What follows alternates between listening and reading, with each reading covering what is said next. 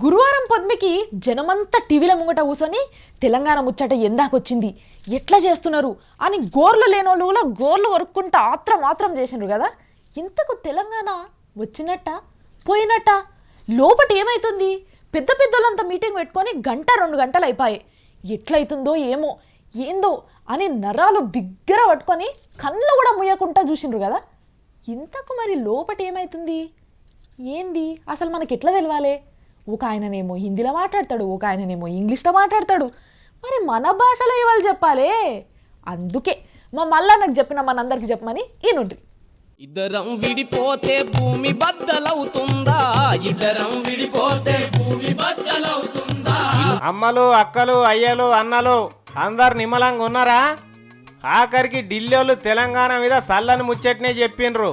The approval of the cabinet sought for the creation of a new state of Telangana by bifurcating the existing state of Andhra Pradesh. అయితే వాళ్ళు ఏం చెప్పిండ్రు, ఇంతకు మంత్రులంతా కూడి ఏం మాట్లాడిండ్రు, ఏమేమి అనుకున్నారు అనేది తెలుగు భాష రానోళ్ళకు కూడా అర్థం చేయాలి కదా. అందుకే మొత్తం కథ పూసగుచ్చినట్టు చెప్తా. ఇక ఇనుండ్రి. సిడబ్ల్యూసి అని ఢిల్లీ కాంగ్రెస్లో పెద్ద మనుషుల సంఘం ఒకటి ఉన్నది. వాళ్ళు ఇదివరకు తెలంగాణ ఇస్తామని మన ఓట్లు వేయించుకున్నారు కదా. అన్నమాట మీదనే తెలంగాణ ఇస్తామని 2 నెలల కింద చెప్పిండ్రు. ఇక తెలంగాణ రాష్ట్రం ఇచ్చుడు ముచ్చట మొదలు పెడతామని పెద్ద మనుషుల సంఘంలోకి వెళ్ళి పోలీసు వాళ్ళ మంత్రి షిండే సారు ఉన్నాడు కదా, ఆయనకు చెప్పిండ్రు నువ్వు ఇడాకుల పత్రం తయారు చేయమని. ఆయన తయారు చేసిండు. మరి ఎట్లా తయారు చేసిండు, ఏం కథ అనేది తతిమ మంత్రుల సమ్మతి కావాలి కదా. ఇక ఈ గురువారం అమ్మటాల గొట్టంగా అందరిని పిలిచిండు. మొత్తం 30 మంది వచ్చిండ్రట.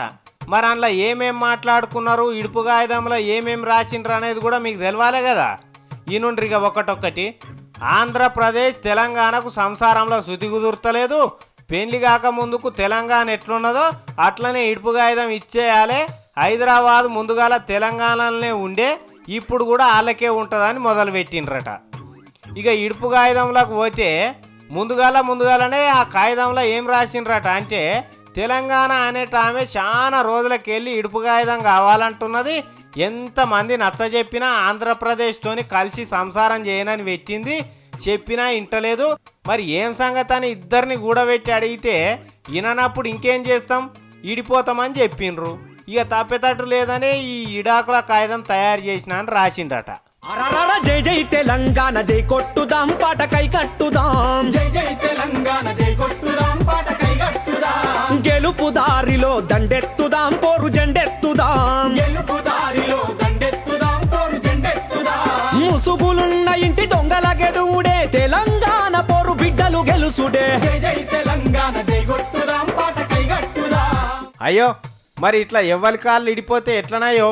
మగ పిల్లగాడంటే ఏదన్నా చేసుకొని బతుకుతాడు కానీ మరి ఆడవిల్ల ఎట్లా బతుకుతుందని చాలా మంది అన్నారట.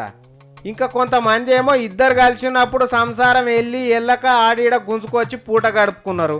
మరి ఆ పైసలు ఎవరు కట్టాలి? ఇద్దరి పేరు మీద ఇంత ఇల్లో బంగారమో ఉండే. బిందెవలకి, చెంబేవలకి, నవార్ మంచం ఎవరికి ఇవ్వాలి, తపాలు ఎవరికి ఇవ్వాలని అడిగిరట. అయ్యో ఎవరికి ఎట్లా ఇస్తారు, ఉత్తగానే ఇస్తారా? దాని మీద ఆలోచన చేయండి మీరు అని చెప్పి కొంతమందికి చెప్పిండట షిండే సారు. మరి ఇల్లు ఒక్కటే ఉండే, ఇద్దరు బతకాలంటే ఎట్లా?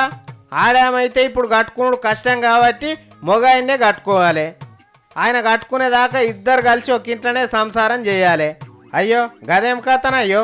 తమాం ఆంధ్రప్రదేశ్ అనేట ఆయన మొగాయన కాబట్టి గట్లనే ఇడిచిపెడతారా ఏమి ఇవ్వకుండా అనే వాళ్ళని అనగాలని.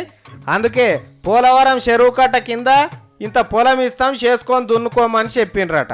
ఇడిపోయేదానికి ఏమేమి అక్కరైతాయో అవన్నీ చేయాలని చెప్పిండట షిండే సార్ ఆ సోపతి మనుషులకు. ఇప్పటిదాకా కూడి ఒక ఊళ్ళోనే ఉన్నారు కాబట్టి కయ్యం వస్తే హైకోర్టు పెద్ద మనిషి స్థానికి పోయి చెప్పుకున్నారు.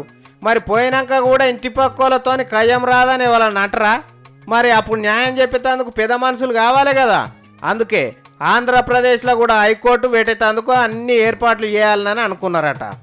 కొత్తగా ఇల్లు కట్టుకోవాలంటే ఎవరికైనా మస్తు ఖర్చు అవుతుంది. ఇవ్వాలి రేపు సిమ్టాకు ఉన్నదా, సలాకాకు ఉన్నదా? మరి ఆ పైసలు ఎవరు ఇవ్వాలి? నడుమున్న కేంద్రం అనే పెద్ద మనిషి ఇస్తాడట. ఇవే కాదు, ఇంకా బాయికాడ ఎవరి పాల అలాగ వంచి ఒకటే మూట నీళ్ళు శీర్షాగం చేసి ఎవరు పుట్టాడు వాళ్ళు వండించుకునేందుకు ఏర్పాట్లు చేస్తున్నారట. పెళ్లి చేసేందుకు సగబెట్టుడు ఎట్లుంటుందో ఇడుపు కాయదానికి కూడా అంతకంటే ఎక్కువ సగబెట్టవలసి ఉంటుంది. ఇడిపోతాం అనగానే అయిపోతుందా? అయిపోదు కదా. ఇద్దరు సంతకాలు పెట్టాలి. పెట్టకపోతే పెద్ద మనుషులే ఇడుపు కాగితం అయిపోయిందని చెప్తారు. అట్లనే మాట ముచ్చటకైతే అన్నీ అనుకోవాలి కదా ఇడిపోయేటందుకు. ఇప్పుడు అవన్నీ మొదలైనవి అన్నట్టు. మరి పెద్ద మనుషులు అంతా ఆలోచన చేయండ్రి, ఇడిపోయేటందుకు ఏమేం కావాలనో అని 6 వారాల టైం పెట్టిండట షిండే సారు.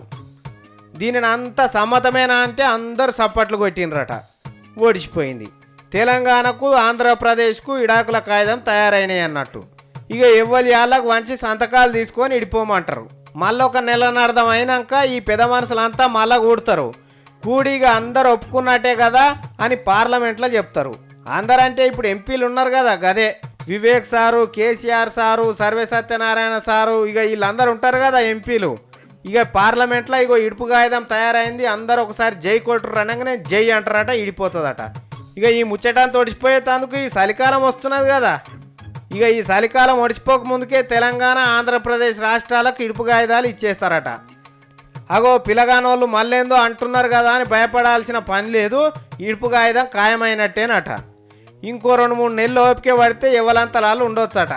ఎవ్వరి పావుసేరు వాళ్ళు ఉడకబెట్టుకోవచ్చట. ఇగో ఇది జరిగింది గురువారం అమటల గొట్టంగా.